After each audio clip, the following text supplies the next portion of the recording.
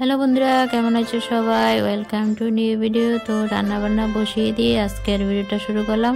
ফ্রিজে আর আসলাম না বন্ধুরা, মনটা ভীষণই বিষণ্ণ, মনটা ভালো লাগছে না, তাই ফ্রিজে আসলাম না। আজ রান্না বান্না তোমাদের সাথে শেয়ার করব, আর কিছু কথা শেয়ার করব। তো চলো ভিডিওটা একটা লাইক দিয়ে দেখতে থাকো। আজ কেন জানি পেজে এসে ভিডিও করতে ইচ্ছে করছে না, ভালো লাগছে না, কান্না কান্না ভাব আসছে। তো ভীষণই মা বাবার কথা মনে পড়ছে আজ। তো বন্ধুরা, মা আর বাবা আমার দুজনই গত হয়েছেন, মা বাবা নেই।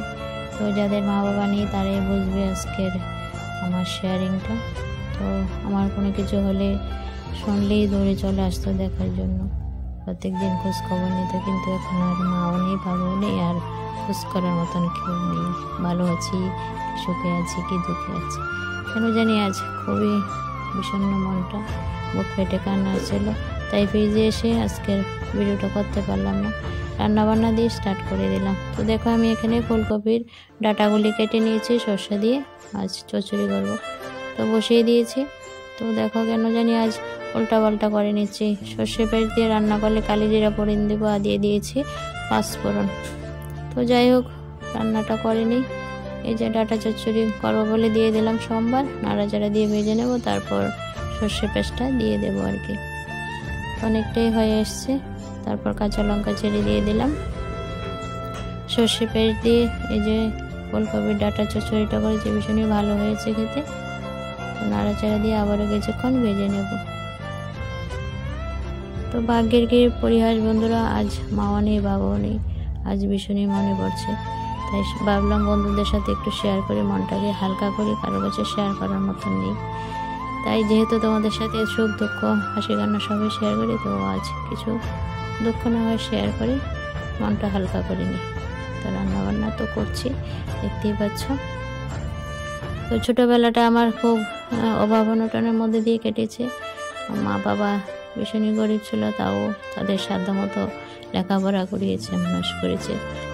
তো বড় হয়ে চাকরিও পেয়েছিলাম, বিয়ে শাদী দিয়েছিল, কিন্তু চাকরিটা ভেবেছিলাম মা বাবার কিছুটা অভাব অনটন বুঝবো, কিন্তু পেরে উঠতে পারলাম না, চাকরিটা চলে যায়।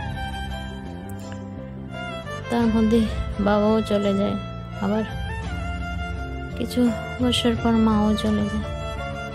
তো এখন আর মাও নেই, বাবাও নেই, এর খোঁজ করার কেউ নেই। তো মা বাবা যেখানে আছে কামনা করি ওনারা যেন ভালো থাকেন, আত্মার শান্তি কামনা করি। তো গরিব বলে অভাব অনটন কেটিয়েছে বলে মা বাবাকে ছোটো করছে না, আমি জানি মা বাবার কথা মনে হয়েছে, তাই তোমাদের সাথে একটু শেয়ার করলাম।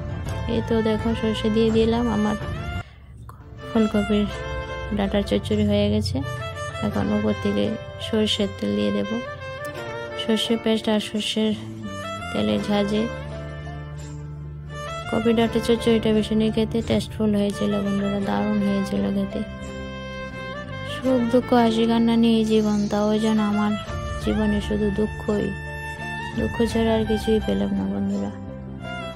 তো বন্ধুরা, প্লিজ খারাপ ভেবো না, আমি এখানে আমার মা বাবাকে ছোট করতে চাইনি। আজ মা বাবার কথা ভীষণই মনে পড়ছে, তাই তোমাদের সাথে শেয়ার করছি দুঃখটা।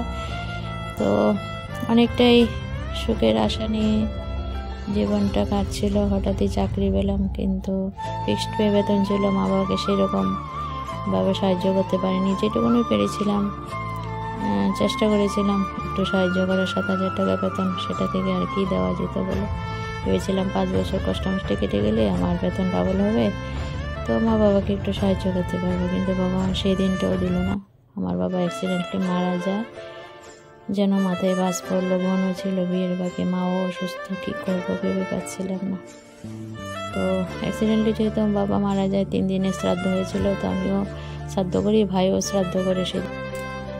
তো একই দিনে ভাইও শ্রাদ্ধ অনুষ্ঠান করলো, আমিও শ্রাদ্ধ অনুষ্ঠান করলাম। তো আমার বাড়িতে শ্রাদ্ধ অনুষ্ঠান শেষে আমি বিকালের দিকে ভাইয়ের বাড়িতে যাব। ভাইয়ে শ্রাদ্ধ অনুষ্ঠান করেছে, গিয়ে তো আর দেখতে পারিনি, আর রাতে রামায়ণ কীর্তন দেবে সেই বলে আমি রেডি হয়ে যাচ্ছিলাম, গাড়িতে উঠলাম। হঠাৎই আমার মোবাইলে মেসেজ আসে, আমার বেতনটা রেগুলার হয়েছে। 7,060 টাকা আমার বেতন ছিল, আমার বেতন হয়েছে 19,000 টাকার মতো। তো বন্ধুরা ভাবো, সেদিনেই ছিল আমার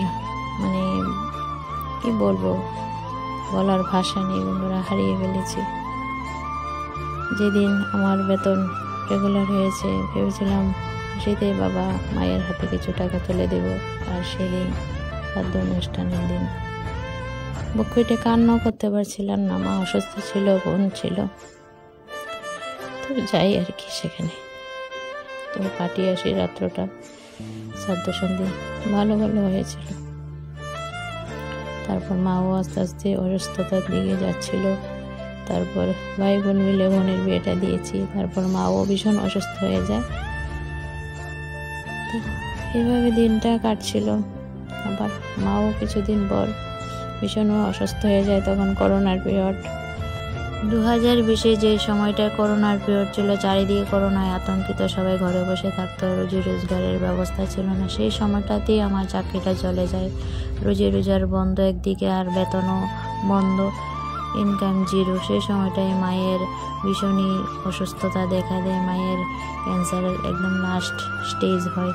তো চিকিৎসার জন্য জীবিতে নিয়ে যাচ্ছিলাম, কিন্তু নিয়ে গেলেও চিকিৎসা করানো হতো না, ডাক্তার নার্সেরা দেখতে চাইতো না, এরকম অবস্থা হয়েছিল। মায়ের লাস্ট চিকিৎসা পর্যন্ত ঠিকঠাক মতো করতে পারছিলাম না, সাহায্য করতে পারছিলাম। 2020-এর কিছুদিনের মধ্যেই মা মারা যান বন্ধুরা। সেই দুঃখ কষ্টের দিনটা মনে পড়লে খুবই খারাপ লাগে, মনটা ভীষণই বিষণ্ণ হয়। তার জন্য আজকে শেয়ারিংটা। তো আজকের ভিডিওটা এই পর্যন্ত। ভালো থাকবে।